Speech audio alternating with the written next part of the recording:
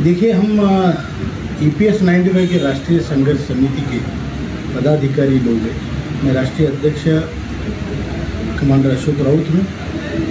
मेरे साथ वीरेंद्र सिंह जी हमारे महासचिव है, राष्ट्रीय महासचिव भटनागर जी है, यूपी के हमारे चीफ कोऑर्डिनेटर है, शिव कुमार शर्मा जी दिल्ली के चीफ कोऑर्डिनेटर है, हमारे सिंह साहब जो दिल्ली के ज्येष्ठ नेता और कार्यकारिणी के मेंबर हैं, और यहाँ पर हमारे रमेश बहुगुणा जी जो राष्ट्रीय सचिव है, और आशा कांबळे जी हमारे दिल्ली के महिला नेता हैं।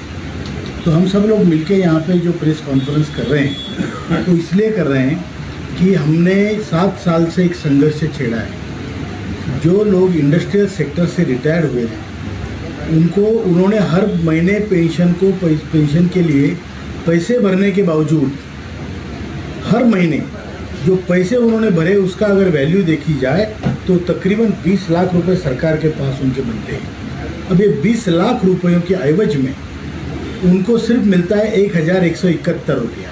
और मज़े की बात यह है कि वो 20 लाख रुपए भी वापस नहीं होते, मतलब असल गया, सूद गया, और फिर इनको 1171 रुपये में 60 साल की उम्र के बाद ज़िंदगी बजर गुजर करने पर मजबूर किया जा रहा है उनके पैसे लेके। जबकि आपने देखा भारत में बाकी लोगों को जो पेंशनें मिलती है उसमें कोई कंट्रीब्यूशन नहीं, चाहे वो वृद्धापकाल की पेंशन हो, पेंशन के खिलाफ तो हम नहीं, लेकिन बिना कंट्रीब्यूशन के MPs MLA को पेंशन मिलती। ये लेबर सेक्टर का पहली बात तो भारत में उचित तरीके से उनको सम्मान कभी नहीं दिया गया।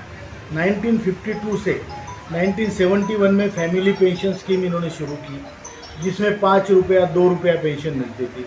अभी 95 में इन्होंने पेंशन शुरू कर दी, जिसमें 200-250 मिलते थे, अभी 1000 रुपये। अरे लेकिन ये कॉन्ट्रीब्यूशन का है ना भाई, ये कोई आप उपकार नहीं करने दे रहे, हमसे पैसा लेके उस पैसे के हिसाब से दो ना। जब मेरा 20 लाख रुपए आपके पास है तो आपका मेरे पास आने वाला पैसा कम से कम उस ब्याज की इतना तो हो, और मेरा असल भी आपके पास रहना चाहिए, बैंक में रखता मैं।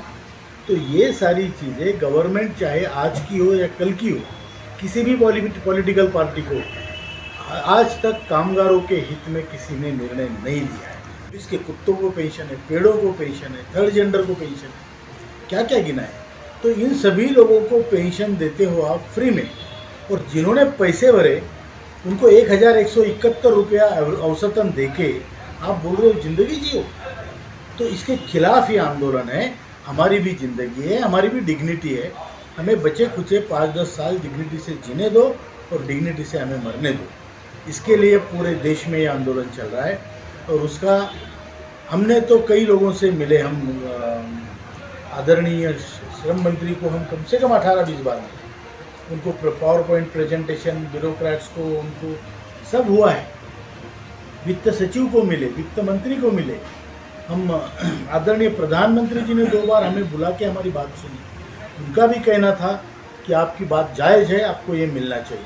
तो पर्सनल तौर पे वो हमारे साथ है, लेकिन अभी तक इस सिस्टम में 2 साल प्रधानमंत्री जी के बोलने के बाद ये काम नहीं हुआ है सरकार से कि हमारा काम इस संसद के सदन में इस बार के संसद सत्र में होना चाहिए, बिल्कुल होना चाहिए। और हमें पूरी आशा और पूरा हमारा पैसा, हमारी जो अपेक्षाएं हैं वो पूरी की जाए इसी सत्र में, क्योंकि हमारे लोग 200 लोग डेली मर रहे हैं। और मैं अपने लोगों को ये कहूँगा कि अगर इस सत्र में हमारा काम नहीं हुआ, सितंबर तक हम सरकार को नोटिस देते हैं।